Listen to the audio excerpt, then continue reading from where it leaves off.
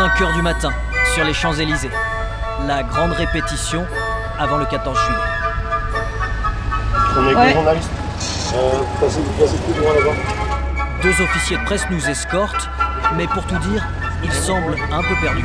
Place de l'Étoile, c'est au niveau du Petit Palais? Ah, ok. À la recherche des petits nouveaux du défilé. En képi blanc, vous êtes? Les habitués sont tous là. Police nationale. Pompiers. Ça, c'est la gendarmerie? Et enfin, les voilà, les policiers municipaux. Derniers ajustements, c'est leur premier pas sur le pavé parisien. L'image de la police municipale de Nice, elle va être vue dans le monde entier le 14 juillet. On est au maximum, on est fiers d'être là, on est fiers d'être policiers municipaux.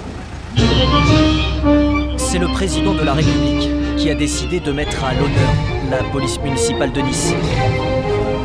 On pense à l'alignement, au bras, allez on y va. En 2020, 3 de ses agents neutralisent un terroriste dans une église niçoise et empêchent un carnage. La police municipale a gagné sa place aux côtés de l'élite. Ça représente un moment historique pour nous, pour la police municipale. C'est une reconnaissance qui est exceptionnelle, même pour l'ensemble de toutes les polices municipales de France. On n'est pas là que pour nous, mais on représente toutes les polices municipales de France en même temps. Une police municipale fière, mais qui n'a pas tout à fait les codes. Il va falloir encore un peu de travail pour éviter les faux pas. Faire attention à la tête, hein, parce qu'on tourne trop la tête. Hein. Il faut vraiment jeter le coup d'œil. Et vraiment, il faut que la tête elle reste droite. Quand il va y avoir le monde sur les côtés et tout, tous les militaires, les officiers, on nous regarde. On nous regarde. Une semaine plus tard, c'est le grand jour. Les 45 agents défilent. Un passage sur les Champs-Élysées qui conforte la police municipale dans son nouveau rôle, celui de 3e force de sécurité du pays.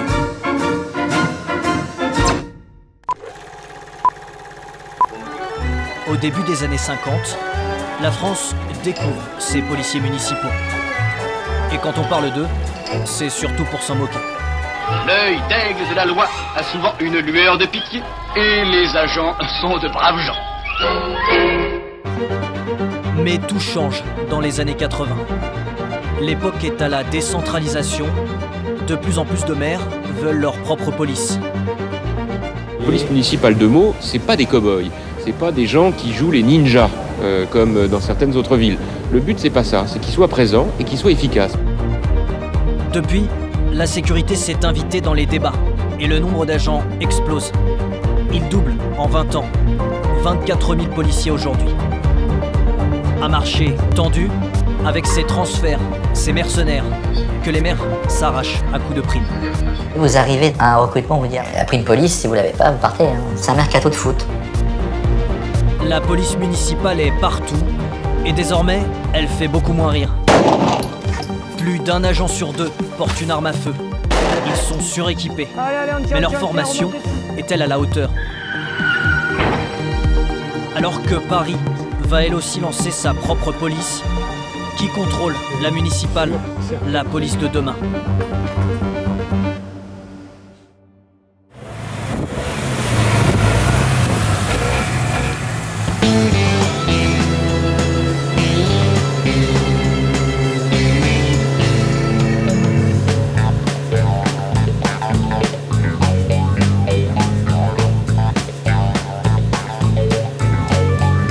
Sur leur scooter flambant neuf, ils ont fière allure. Olivier Casse et Frédéric Berton, les 2 patrons de la police municipale. Ouais, les collègues, sur le contrôle de vitesse, on arrive sur vous, hein, on arrive sur vous. Difficile de les rater. C'est d'ailleurs leur mission principale. Être vus, rassurer les habitants. Car les municipaux ont un pouvoir limité. Pas de contrôle d'identité, pas de fouille, pas d'enquête. Par exemple, un automobiliste qui téléphone au volant, on l'invite à nous présenter des permis de conduire, carte grise, et qui refuse de nous présenter aucun document, À ce moment-là, on doit viser l'officier de police judiciaire. Vous ne pouvez pas le forcer à vous présenter les papiers? Non, c'est pas possible. Non. Est-ce que vous pouvez faire un contrôle, comme on dit, de routine, c'est-à-dire l'individu n'a rien fait, mais non. sécurité... La police municipale n'a pas droit au contrôle en lui-même. Il faut qu'il y ait une infraction. Pas d'infraction, pas de contrôle possible pour vous en tant que policier municipal? Absolument. Seule condition pour intervenir, le flagrant délit. Comme ce conducteur flashé en excès de vitesse. Donc là on vérifie avec la police nationale s'il est vraiment détenteur d'une assurance concernant la couverture de son véhicule. Pour le contrôle. Pour le fichier, le véhicule appartient à... Pour l'assurance, il ressort sans dossier. Sans dossier. Le conducteur n'est donc pas assuré. Et c'est un délit. Mettez votre masque, monsieur. Votre sacoche, c'est moi qui la garde, je vous la rends là-bas. Rien de dangereux sur vous, monsieur? Une belle prise pour les municipaux. Mais leur travail s'arrête là. Lancés toutes sirènes hurlantes sur le front de mer, ils font surtout office de taxi. Là, on amène au commissariat de Cannes-sur-Mer à la police nationale, suite aux instructions de l'officier judiciaire. Comme dans toutes leurs affaires, l'interpellé finit chez les nationaux. En cas de délit, nous ne sommes pas compétents les policiers municipaux, c'est la police nationale qui en a les compétences uniques. Vous aimeriez avoir plus de compétences, vous rapprocher plus de la police nationale sur le terme des compétences? C'est pas l'objectif. Le mot qui prime, c'est la complémentarité, l'entraide, le partenariat, c'est vraiment le cœur du métier de la police municipale. Aucune frustration, tout va pour le mieux. Car à Saint-Laurent-du-Var, Olivier est à la tête d'un paradis pour policiers municipaux. Ouais, tu peux venir me voir s'il te plaît. Ou sinon on peut aller sur site le voir aussi. Salaire, équipement, la ville offre le meilleur à ses 38 agents. Olivier et Frédéric le savent bien. Je suis policier à Saint-Laurent-du-Var depuis 34 ans, j'ai ça dans l'âme et j'adore ma commune, J'ai fait PM d'Antibes, je ne suis pas resté longtemps, Cannes-sur-Mer où je suis resté une douzaine d'années, pour arriver à Saint-Laurent-du-Var où je suis très bien. Vous iriez travailler ailleurs? Non. Pourquoi? J'ai l'amour de mon clocher. Pour comprendre la particularité de Saint-Laurent-du-Var, direction le 3e étage. Comme chaque semaine, Olivier a rendez-vous avec son patron, Monsieur le maire. Mettez-vous voilà, sur le côté, comme ça on respecte. Membre des Républicains, Joseph Segura fait partie des élus qui ont placé la police municipale au centre de leur politique. En fait, ils se mettent sur un banc au bas des immeubles, ils mettent la musique à fort volume, c'est des jeunes adolescents. Parce que là, ce sont des incivilités qui gênent tout le monde. On a fait une première phase de prévention, de rappel à la loi, mais dans le cadre du rappel à l'ordre, on pourra envisager une intervention. Ouais, faites-moi le point sur ça, parce que moi j'aimerais avoir une visibilité. Absolument. Vous voyez, on fait beaucoup de police de proximité. Tout le monde réclame cette police de proximité, on veut voir du bleu, d'où la responsabilité des maires aujourd'hui de pouvoir s'identifier à cette demande. Et moi j'en suis très fier de ma police municipale. La police du maire coûte cher. 2,4 millions d'euros par an, rien que pour les salaires. Merci. Beaucoup d'argent, mais c'est sans compter le prix du matériel. 5 scooters à 20 000 € pièce, 6 voitures. Saint-Laurent-du-Var est l'une des polices municipales les mieux équipées de France. La première arme, c'est l'arme létale, un pistolet semi-automatique de 9 mm. La caméra piéton, c'est les dernières générations. La bombe lacrymogène. Le nouveau taser. Financièrement, chaque agent, ça représente combien? Là, l'équipement complet que porte Alexandre, on approche plus ou moins les 6 000 €. Quand vous croisez un policier national, qu'est-ce qu'il vous dit sur l'équipement? Très souvent, c'est vrai qu'on nous dit ça va, vous êtes bien équipés à Saint-Laurent-du-Var. Ils sont un peu jaloux, les policiers nationaux. Tant pis et dommage par rapport à eux, mais c'est pas de notre faute à nous, malheureusement, s'ils ne sont pas dotés aussi bien que nous. Et ce matériel dernier cri n'est pas leur seul avantage. Qui c'est qui veut un café? Manu, tu veux un café? Non, merci, après je vais être... Si les nationaux ne choisissent pas leur affectation, chez les municipaux, c'est open bar. Les mutations sont accordées d'office, en 3 mois maximum. le policier change de vie. Qui a déjà fait plus d'une police municipale ici? Moi, merde. Pas mal. Ouais. En fait, je suis le seul à être fidèle, quoi. Bon, bref, je dis ça, je dis rien. On a cette liberté de changer de commune, quand on le désire. Un policier veut aller dans une belle PM, bien représentée, avec du beau matériel, avec des beaux véhicules. C'est gratifiant. Certains agents enchaînent plus de 10 villes dans une carrière. Et d'une mairie à l'autre, ils n'hésitent pas à faire monter les enchères.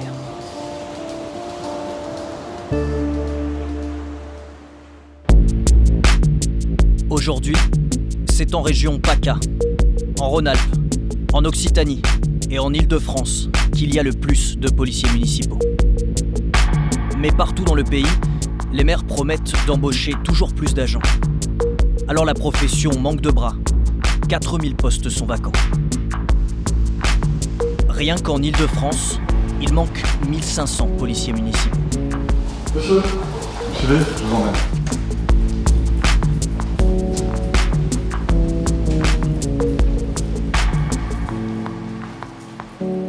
Dans cette ville des Hauts-de-Seine, la mairie cherche à recruter 5 agents. Comme dans le privé, tout commence par un entretien. Donc moi je suis Marie Nazik, chargée de recrutement et mobilité pour la ville. Enchantée. Enchanté. Tony Surville, directeur de la prévention et de la sécurité et responsable de la police municipale. Ce pompier volontaire souhaite intégrer la brigade de nuit. De la population. Qu'est-ce que vous pouvez apporter à la police municipale de Puteaux? Mon pragmatisme, comment je vais faire de sorte que mon action apaise une situation. Dans le secteur, il y a plus d'offres que de candidats. Ce jeune homme de 28 ans n'a qu'une petite année d'expérience en police et déjà plusieurs villes l'ont approché. C'est l'unique police municipale que j'ai postulé. J'ai eu des offres par mail, mais je voulais Puteaux d'abord. D'accord. Bien sûr. Peut-être parce que nous filmons l'entretien, ce jour-là, personne n'aborde la question du salaire. Merci beaucoup. Et on va vous donner une réponse d'ici 8 à 10 jours environ. Le sujet est délicat, car de plus en plus d'agents font jouer la concurrence entre les villes. Il y en a qui n'hésitent pas. Moi, voilà, on me propose ça ailleurs. Voilà, en gros, si vous mettez ça, vous m'avez... Non, ça ne fonctionne pas comme ça.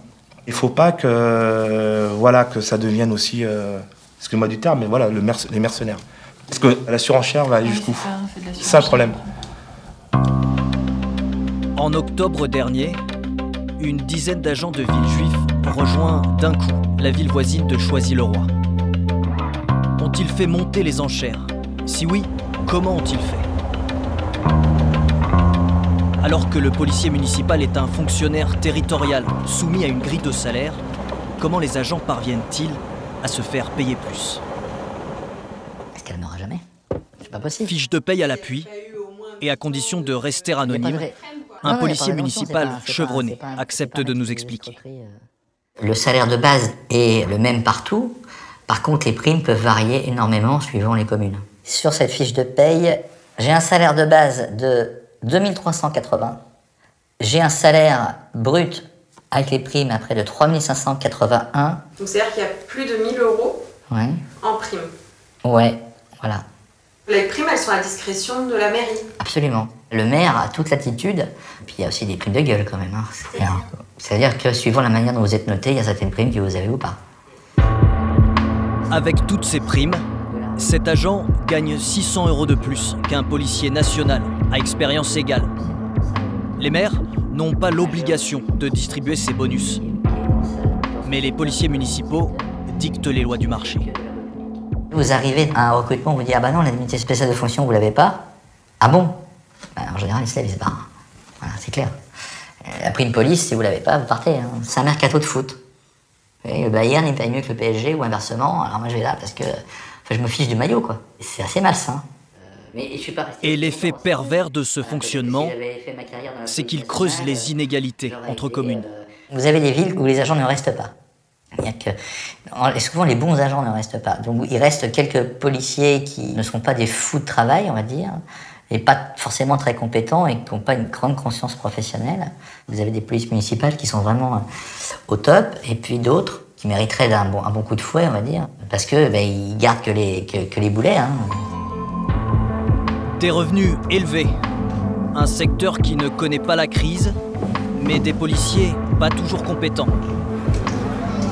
Contrairement à la police nationale, il n'existe ni école, ni programme commun.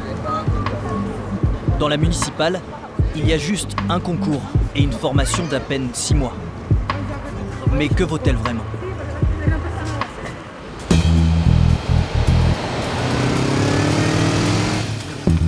Petit échauffement, on reverra rapidement le cadre légal. Stop! Allez, stop! On repart. Allez, toujours en trottinant, petit direct. 2 jours par an, donc les là, municipaux doivent participer à cet entraînement. Avant de une session de rappel des gestes d'intervention. Non, ça c'est ce que vous connaissez. Hein. Nous sommes invités à filmer la séance. Une dizaine d'agents marseillais dans la force de l'âge. Cet homme a beau avoir 10 ans de métier, il commet de suite une faute de comportement. Lâche-le, je te dis. Lâche-le. Recule. Allonge-toi. Allonge-toi. Au sol. Écarte les bras. Alors les gars, je sais qu'on est dans une situation d'urgence, mais on doit vous voyez. Donc même là, c'est reculer au sol, face contre terre, écartez les bras. On va essayer de conserver ça. On est bon ? Allez, c'est parti. Avec le stress, c'est lui qui ils vient vont vers même toi. perdre le contrôle de la situation. Voilà, reste à distance. Un grand classique d'après le Va pas vers lui, reste loin. Vous avez tous envie d'y aller. Non, faut pas y aller. Faut rester sur place. En avançant, le policier sort du cadre de la légitime défense. Je me mets, sans le savoir, en danger parce que je casse la distance. Et moi, mon objectif, c'est de conserver ma distance de sécurité. Instinct de survie. Ouais, non, mais ça, c'est pas un instinct de survie, là. C'est dur parce qu'on est dans un effet tunnel. Souvent, quand il se passe des faits brusques et soudains, on va être focalisé sur ce qu'on doit essayer de réaliser. Et souvent, on se laisse emporter dans un effet tunnel. C'est bien qu'on s'entraîne 2 fois par an. En fait, le meilleur, ce serait de s'entraîner régulièrement, plusieurs fois dans le mois, en fait, pour ne pas oublier les gestes techniques. C'est un peu comme lorsqu'on fait un sport de combat. Si on y va 2 fois par an, après, on oublie les choses. De l'aveu même des policiers, l'entraînement est donc insuffisant. Qu'en est-il de la formation initiale ? Après le concours, c'est surprenant, mais il faut d'abord trouver une mairie pour vous embaucher. C'est ensuite seulement que viennent 6 mois de cours au centre de la fonction publique territoriale. Et c'est dès le début que commenceraient les problèmes.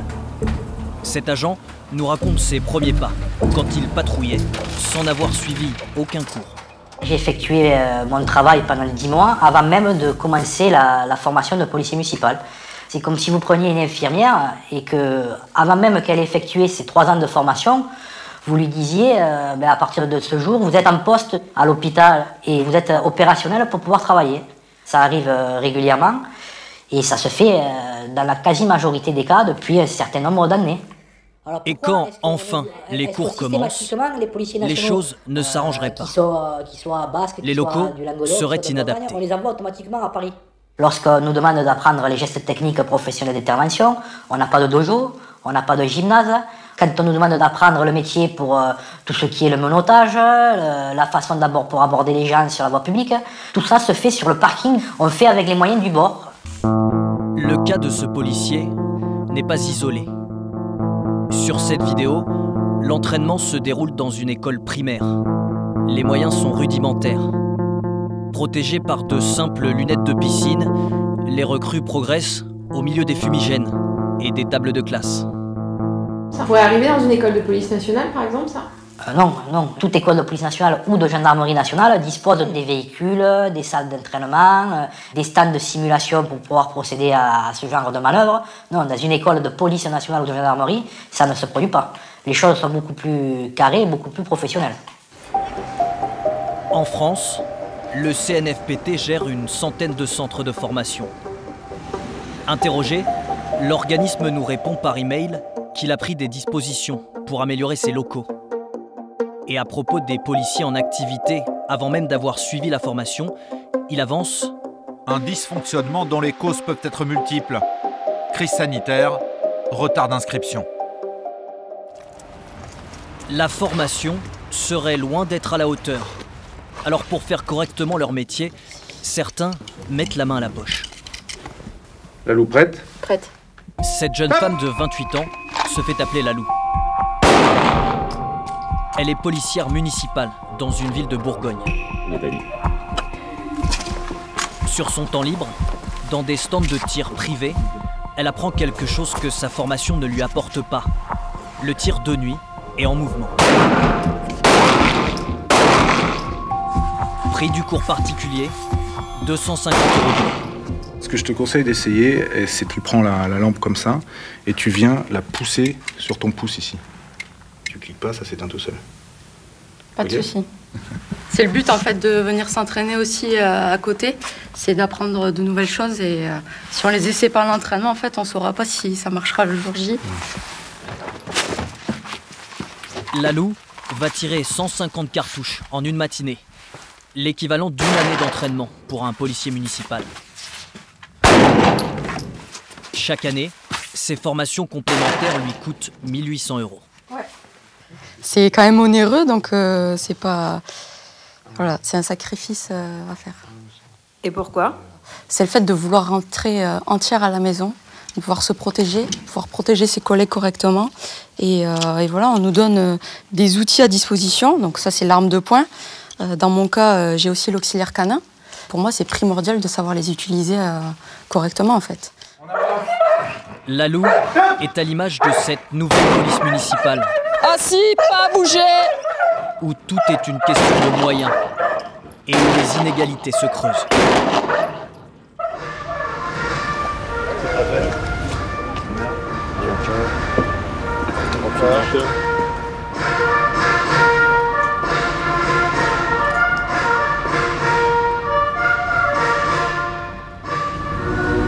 Septembre dernier. Cette fois, ce sont des policiers nationaux que nous sommes venus filmer. Le commissariat de Toulouse a sorti le grand jeu pour l'arrivée de 14 recrues. Voilà 13 ans que la ville attend ses agents supplémentaires. Monsieur, merci d'être venu. Merci de nous recevoir pour ce grand jour. Bah, attendez, c'est bien quand même. Hein.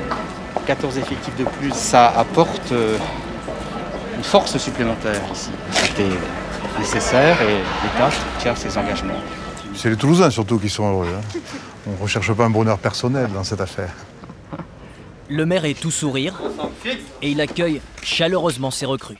Nous vous avons voulu, nous vous avons désiré et nous sommes heureux de vous voir ici à Toulouse. En tout, 111 nouveaux policiers viendront s'installer d'ici la fin de l'année. Mais cela n'a rien d'un cadeau de l'État. Tout ceci a coûté cher, très cher à la ville. Tout a commencé le 9 octobre 2020. Ce jour-là, 4 ministres, dont Jean Castex, font le déplacement à Toulouse. Pour la première fois, une ville signe un contrat de sécurité intégré, un CSI. Sauf que les termes du contrat ne sont pas négociables.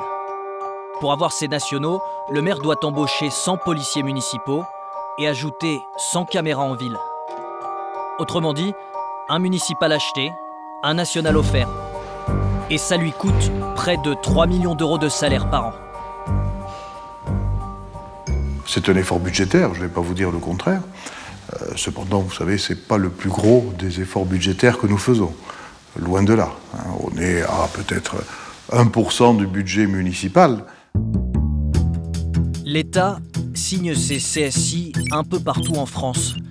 Rennes, Nantes, Dijon. En tout, une 60aine d'autres villes sont en négociation. À Toulouse, dans l'opposition, le CSI ne passe pas. Antoine Maurice, élu écologiste, dénonce un chantage de Beauvau réservé aux villes riches. Pour obtenir des policiers nationaux légitimes d'une ville qui augmente sa population chaque année, qui est la 4e ville de France, qui pourrait devenir la 3e, on est dans l'obligation de payer.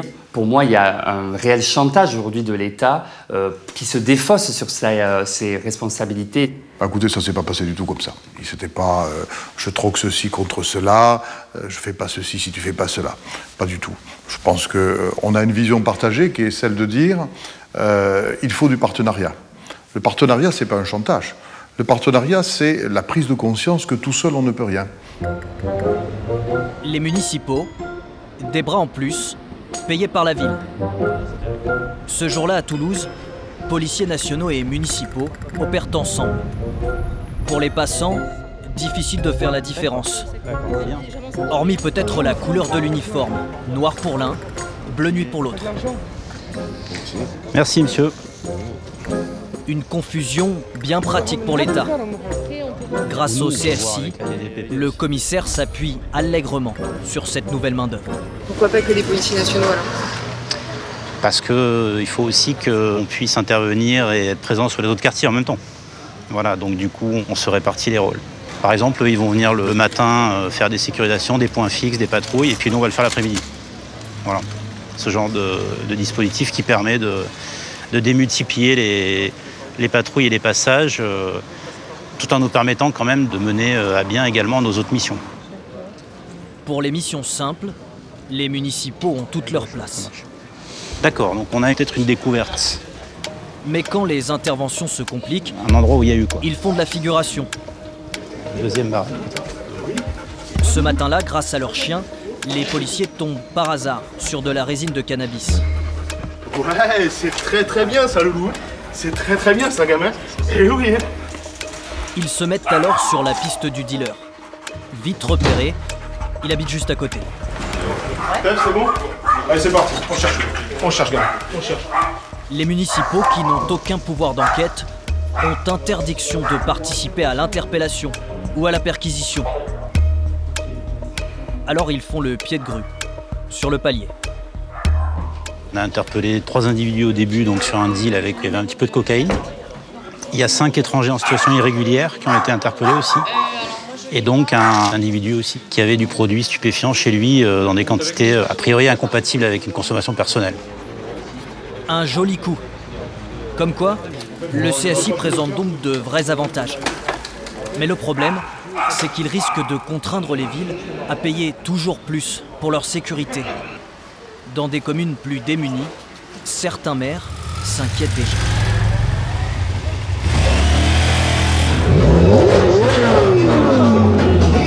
Félicitations à la mariée. C'est bien.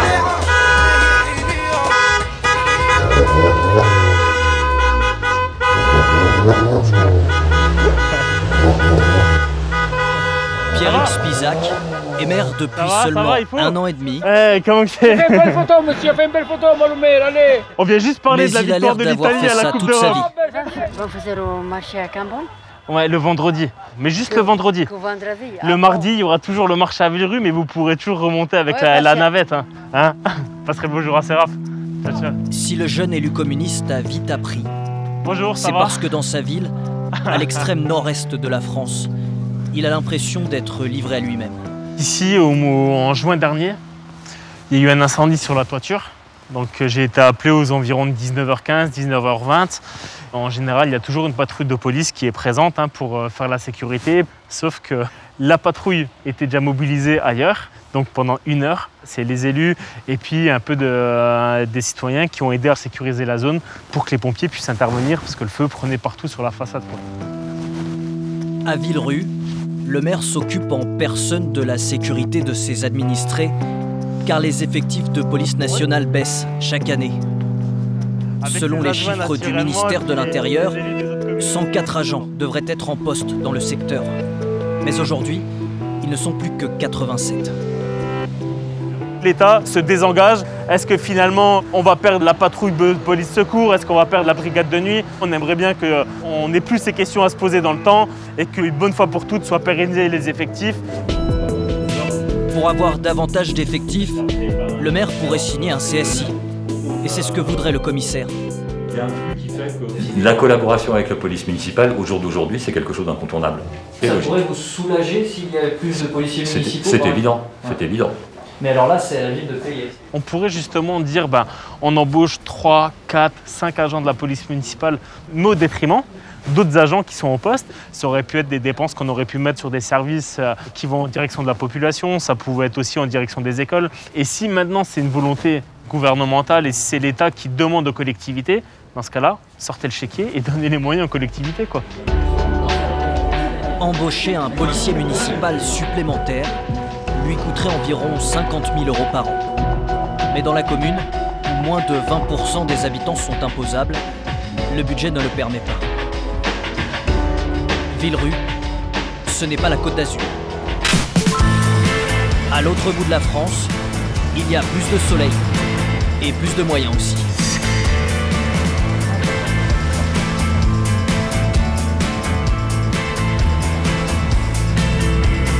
La plage, la promenade, les touristes, sous la surveillance de la plus grande police municipale du pays, près de 500 agents. À Nice, le maire, Christian Estrosi, a l'obsession de la sécurité. Regarde cet alignement parfait. En termes de schéma urbain, on se croirait sur un urbanisme grec ou romain. Et son dernier projet immobilier ne fait pas exception. Cet ancien hôpital va héberger un concept inédit, un hôtel des polices, partagé entre national et municipal. Si vous voulez une illustration de ce qui va se faire ici, quelques images. 50 000 mètres carrés, avec en son cœur la salle dont le maire est le plus fier. Voilà, là vous êtes dans le centre d'hypervision. Le projet devrait voir le jour en 2025. J'ai trop d'admiration pour l'engagement de la police nationale, pour bien loger ma police municipale et laisser travailler dans des conditions qui ne sont pas dignes de ce nom, la police nationale. J'estime que l'État, depuis des années, l'a abandonné en termes de patrimoine immobilier. Donc j'ai proposé aux gouvernements successifs de pouvoir les aménager ensemble. Christian Estrosi met 40 millions d'euros sur la table, mais pas sans arrière-pensée. Aujourd'hui, il est temps de franchir une étape en matière de décentralisation où ce soit une responsabilité partagée entre l'État et le maire. Il n'est pas normal que nous fassions un effort pour garantir la sécurité de tous en partenariat avec l'État, mais qu'au moment de la décision, ce soit l'État tout seul qui décide. Acceptons de partager avec le maire la responsabilité de la sécurité. Et déjà, le maire a réussi à rendre la police nationale dépendante de ses services. Quand vous vous promenez à Nice, vous n'êtes jamais vraiment seul. Le moindre de vos déplacements est suivi à la trace grâce aux caméras qui quadrillent la ville. Les images arrivent ici, au centre de supervision urbain, un laboratoire géant de la vidéosurveillance qui coûte à la ville près de 3 millions d'euros par an. Ce centre est dirigé par celle que Christian Estrosi appelle Big Brother, Véronique Boré. En 2008, quand Christian Estrosi devient maire, il y a 280 caméras sur la ville de Nice. Aujourd'hui, nous en avons à peu près 3800. On a fait un travail au début où effectivement on a commencé par couvrir les principaux carrefours, les principaux lieux de déplacement avec des caméras assez classiques, des caméras d'hommes. D'un simple clic, on peut accéder à tous les points de la ville, dans leurs moindres détails. Cette caméra est capable de zoomer à plus de 7 km. Celle-ci couvre toutes les directions. On ne peut rien perdre en fait, on n'a pas de mauvaise orientation de la caméra sur ce type d'outil. On a vu le camion arriver de là et partir ici. Si la plupart des villes ont des centres de vidéosurveillance, peu utilisent autant les intelligences artificielles.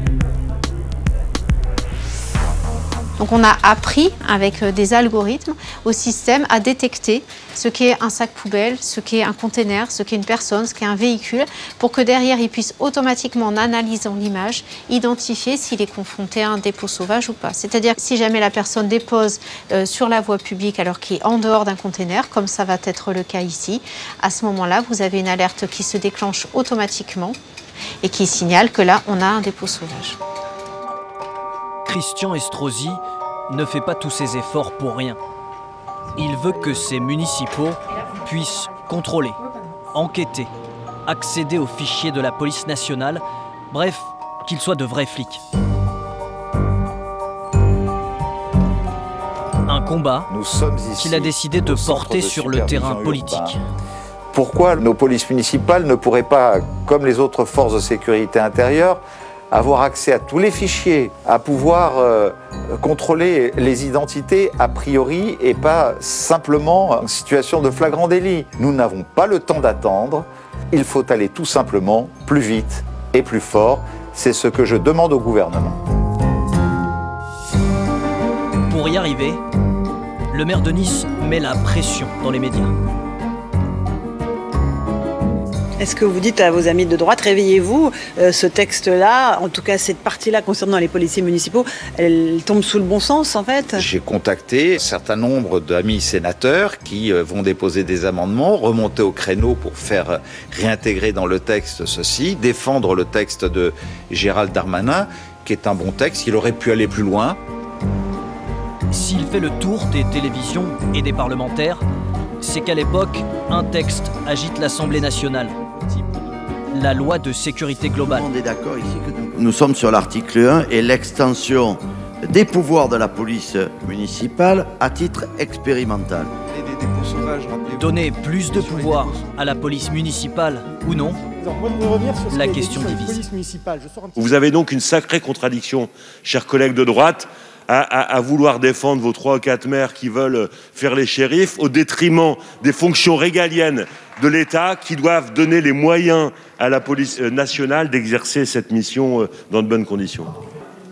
Alors pour mettre toutes les chances de son côté, le maire de Nice va même s'offrir une pleine page dans le journal local. Une campagne de pub qui vante la ville la plus sûre de France. Nice en haut du podium. Mais sur quoi s'appuie Christian Estrosi pour affirmer ça? Tout repose sur un classement publié par Numbeo, un site internet serbe. Nous contactons son créateur, il nous répond depuis Belgrade. Vous connaissez Nice? Je crois que j'y suis allé quand j'étais étudiant. C'était il y a 20 ans. Le classement qu'il propose sur son site internet n'a rien d'une enquête fouillée sur les chiffres de la délinquance. Il s'agit d'un simple questionnaire, un peu vague, auquel n'importe qui peut répondre, même s'il n'est jamais allé à Nice. Est-ce que vous contrôlez qui participe à l'enquête? Non. On reçoit juste une adresse IP. N'importe qui avec une connexion Internet peut répondre au questionnaire. Donc, un maire ou qui que ce soit qui utilise notre classement doit bien connaître nos conditions de fonctionnement. Ce qui rend fou cet ancien élu communiste, c'est le nombre de participants. Loin d'un sondage sérieux, il y a à peine 50 votants à l'époque de la pub. La première réaction, c'est le titre. Et puis en lisant le texte, j'ai même eu honte pour la ville qu'on bidonne une pub avec des chiffres aussi bidons. Ça repose que sur 50 avis, que c'est que 50 avis de touristes. C'est dramatique pour l'image de la ville de Nice et j'espère que Christian Estrosi a retenu la leçon et ne va plus utiliser ce type de classement pour faire de la publicité ou pour faire le buzz. Depuis la pub, une centaine de petits malins ont réussi à faire baisser la ville dans le classement. Nice se retrouve 10e de France, bonne dernière, plus mal notée que Bagdad ou même Tripoli. Et aujourd'hui, le maire a bien du mal à assumer cette campagne. Le sondage, est-ce qu'il est extrêmement pertinent? On vous apportera des réponses précises. Être premier ou 10e dans un pays où il y a 36 000 communes, c'est pas mal d'être dans les 10 premiers. Vous trouvez pas? Je sais pas, c'est...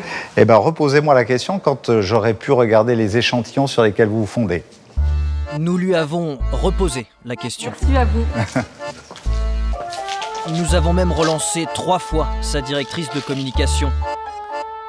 Elle finira par nous envoyer ce SMS. Êtes-vous dans l'obligation de traiter cette question qui tombe comme un cheveu sur la soupe? Alors, pour éviter à des confrères de tomber à leur tour comme un cheveu sur la soupe, on s'est dit qu'on allait filer un coup de main. Et grâce à 35 copains, qui sont tous allés voter, on a fait remonter Nice de 2 places. Pas de quoi consoler Christian Estrosi, dont la campagne de com a finalement raté.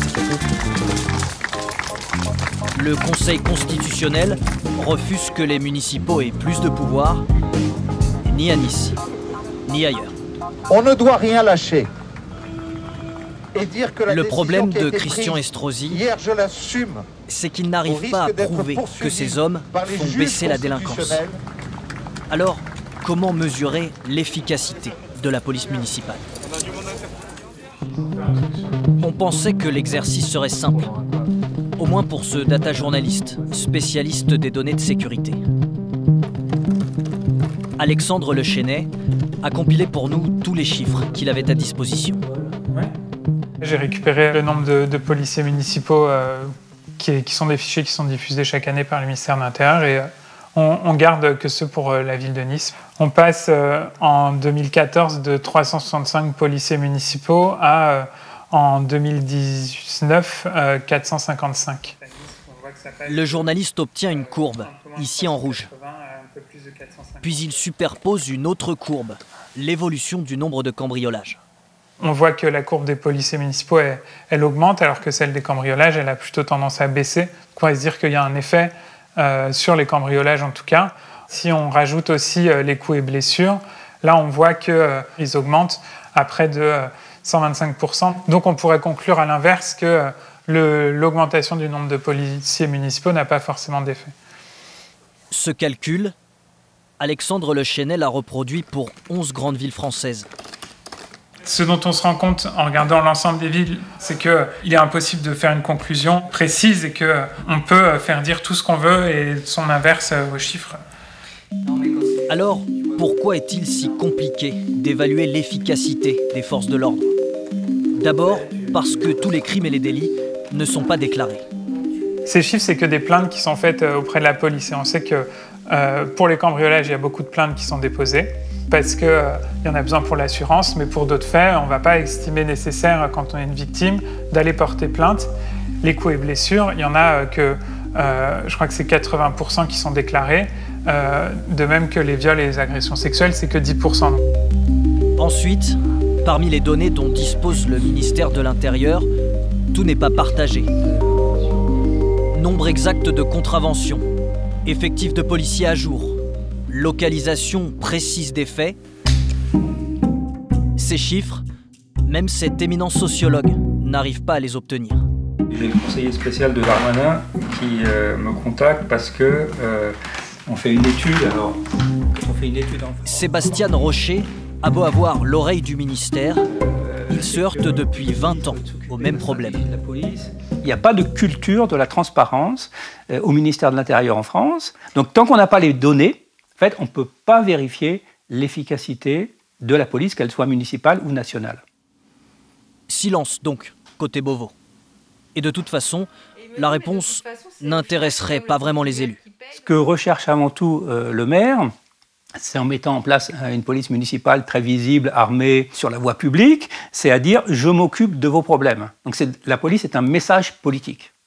Et c'est exactement pareil au niveau national. Ce qui fait qu'on n'a pas développé l'ingénierie qui permet de connaître l'efficacité de la police. Combien de sécurité en plus vous avez avec un agent supplémentaire? Peu importe son efficacité, la police municipale serait donc surtout un puissant levier électoral. Au risque pour certains maires d'aller un peu trop loin.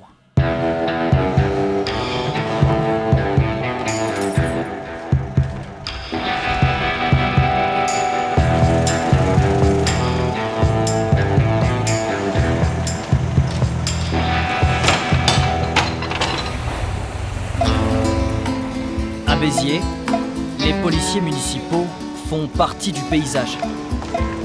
Dans le centre-ville, ils patrouillent 7 jours sur 7.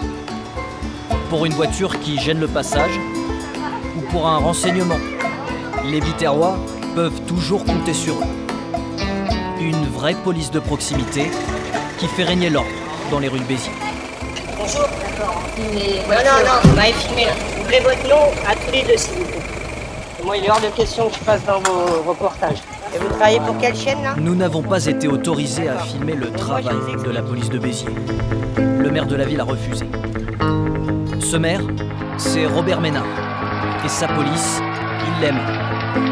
Dès son élection en 2014, il gonfle les effectifs et arme les agents. Cette affiche choc est placardée sur les 130 panneaux de la ville. Ce qui est anxiogène, c'est de voir un Premier ministre se faire accueillir à coups de Kalachnikov dans un déplacement officiel à Marseille. Ça, c'est anxiogène. Montrer que les policiers vont être armés, non, je trouve que c'est rassurant. Quelques mois plus tard, l'élu va plus loin. Il organise une cérémonie en grande pompe. Il met en scène la toute-puissance de sa police. Monsieur le directeur, pour la première fois en France, une police municipale va recevoir un drapeau, son drapeau. Et comme baptême du feu pour sa nouvelle police, Robert Ménard organise un autre coup de com'. Escorté par plusieurs agents et filmé par ses équipes, le maire expulse lui-même des réfugiés syriens installés illégalement dans un quartier de Béziers. Monsieur, vous n'êtes pas le bienvenu dans cette ville. Si vous ne partez pas, la police vous fera partir. Moi, je compatis. La police municipale, bras armé du maire contre les réfugiés, mais aussi contre ceux qu'il appelle les racailles. C'est à la une du journal de Béziers, la voix de Robert Ménard.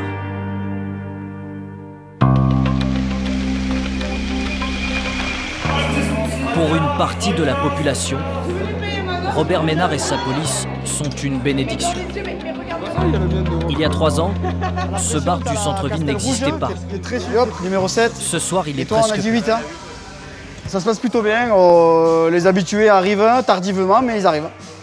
Ici, la forte présence policière favorise le business. Auprès de cette clientèle jeune et plutôt aisée, la police municipale rassure. Il y a une époque à Béziers où c'était un peu tendu de sortir le soir. Ouais, il y a eu beaucoup d'histoires à un moment donné, oui. Ouais. C'est comme ça, c'est toujours été comme ça, mais après ça se calme en ce moment. Ça va beaucoup mieux maintenant. Et ça, vous pensez que c'est un lien avec cette police de proximité qui est... Ouais, je pense. C'est sûr. Je joue beaucoup sur l'ambiance le soir. On sort un peu plus facilement. On sait qu'on peut se balader dans la rue comme ça tout seul, il n'y a aucun souci. C'est beaucoup moins tendu qu'avant. Depuis 2015, d'après la préfecture de l'Hérault, la délinquance aurait baissé de 10% à Béziers. Mais à quel prix? Loin des bars, dans un secteur plus populaire du centre-ville, une brigade de la police municipale ferait régner la peur. La voici, le groupe de surveillance et d'intervention, le GSI. Bon, vous finissez, monsieur. Mais c'est en intervention, donc filmez pas là comme ça, monsieur. Ils sont une dizaine, et beaucoup s'en plaignent dans le quartier. Les interventions musclées seraient quotidiennes. À quelques rues d'ici, il y a 1 an et demi, l'une d'elles a tourné au drame.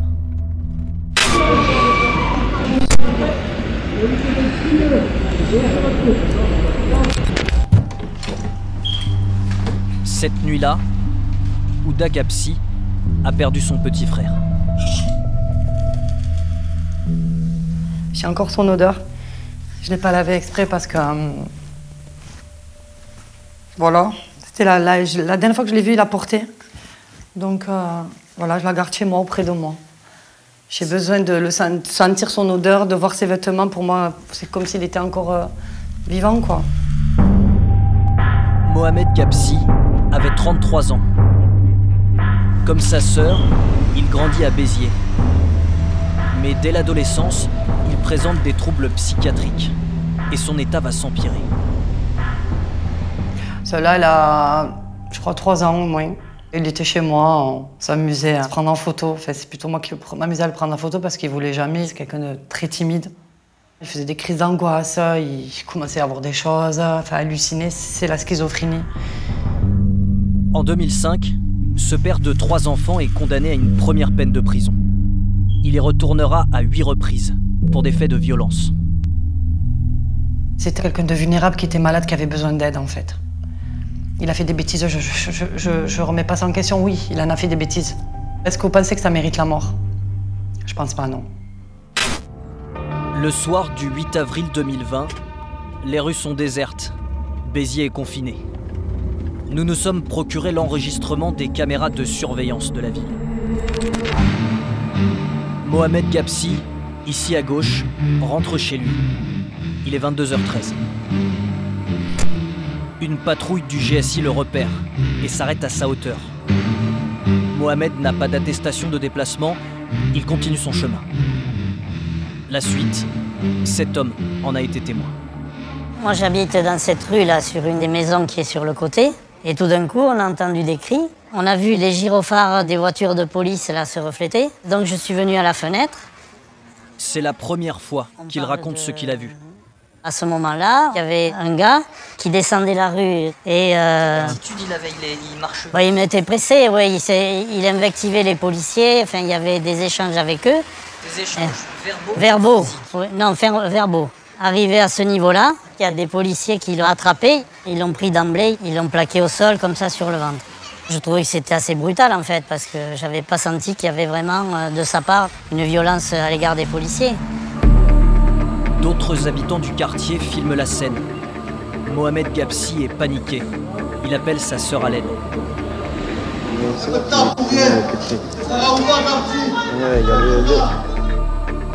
Les policiers trouvent 2 grammes de cocaïne sur lui.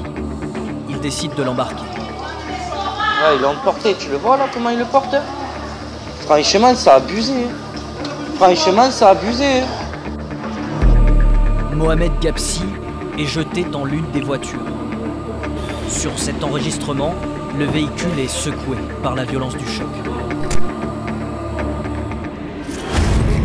Dans l'habitacle, selon 2 témoins, il est allongé sur le ventre. Un policier du GSI est à genoux sur son dos. Mohamed Gabsi fait savoir qu'il est en détresse. Il est 22h18.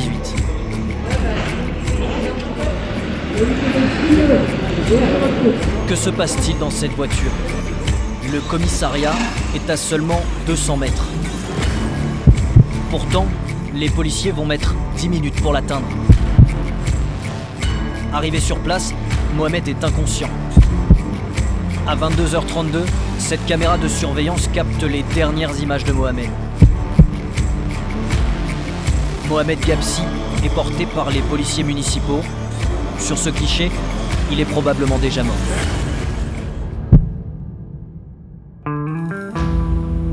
L'autopsie de Mohamed Gabsi ne permet pas de tirer de conclusion. Drogue ou trouble cardiaque ou encore syndrome asphyxique dû à une compression cervicale, une certitude, 3 policiers municipaux sont mis en examen. Ils faisaient tous partie du GSI et même en interne, la brigade a une réputation sulfureuse. À condition de rester anonyme, un policier municipal de Béziers nous raconte. Ils étaient reconnus par rapport aux autres équipes que c'était des personnes qui étaient plus dans la répression que dans la prévention. Ce sont des personnes qui agissent sous une forme d'impunité. Ils sont protégés. Est-ce qu'il y a du racisme? Est-ce qu'il y a une ambiance... Oui, bien sûr, il y a du racisme. Je veux dire, en interne, il s'est discuté. La façon comme les gens vont parler des personnes de couleur. Et au niveau de la direction de la police, il laisse faire? Il laisse faire. Certains propos, ça les gêne pas plus que ça. Nous avons retrouvé l'un des policiers qui a interpellé Mohamed Gabsi. L'homme est mis en examen pour violence volontaire ayant entraîné la mort sans intention de la donner. Bonjour monsieur. Pourquoi? On travaille pour France 2 pour l'émission Complément d'enquête. On enquête sur l'interpellation de monsieur Gabsi. Vous étiez à genoux sur Mohamed Gabsi, qui lui était à plat ventre. Est-ce que ça c'est une réalité? J'ai rien à dire. N'importe quelle personne qui est policier municipal, en ordre de réserve, d'accord? Je vous réponds ce que je réponds maintenant. La réponse vous va, vous va pas, vous va pas. Si vous voulez, on vient discuter avec vous parce que vous étiez là directement. Vous me posez une question, je vous réponds. Ouais. Maintenant, ça finit. Il faut voir ça avec le maire ou avec le directeur de police municipale, pas avec moi. Il est un peu tard, je suis en train de manger, j'ai pas que ça à faire. Donc est-ce qu'elle vous inquiète cette affaire? Au revoir. Si le policier ne semble pas inquiet, c'est parce que sa hiérarchie le soutient. Il travaille toujours pour la ville de Béziers. Nous nous sommes procuré un mail interne, rédigé par le directeur de la police municipale de Béziers. Après la mort de Mohamed Ghabsi, il remonte le moral des troupes. Perdre notre travail pour de petits délinquants ou ivrognes ne rentre pas dans une équation légitime. Depuis la mort de Mohamed Ghabsi, Robert Ménard ne s'est jamais exprimé. Un silence que le journaliste local Pierre-Emmanuel Azan a mis à la une de son hebdomadaire satirique. Alors la couleur est pas magnifique, mais ça, à peu près ça donnait ça. J'entends rien, je ne vois rien, je ne dis rien. Et silence assourdissant. Ah ouais, de la mairie quoi. Okay. Chaque fois qu'on parle de cette affaire, Robert Ménard fuit. Il ne veut pas répondre. Il fait comme si cette histoire n'existait pas, il n'avait jamais existé. Et qu'est-ce que ça dit sur ce que représente cette histoire pour Robert Ménard? C'est absolument affolant, c'est la bavure. C'est son fleuron qui a fauté. Il ne faut pas que ça se sache, il faut l'étouffer. Mohamed Ghabsi n'existe pas dans la tête de Robert Ménard. Nous avons aussi sollicité le maire de Béziers, mais il n'a jamais souhaité nous répondre. Alors nous profitons de sa présence lors d'une cérémonie d'inauguration pour lui poser nos questions.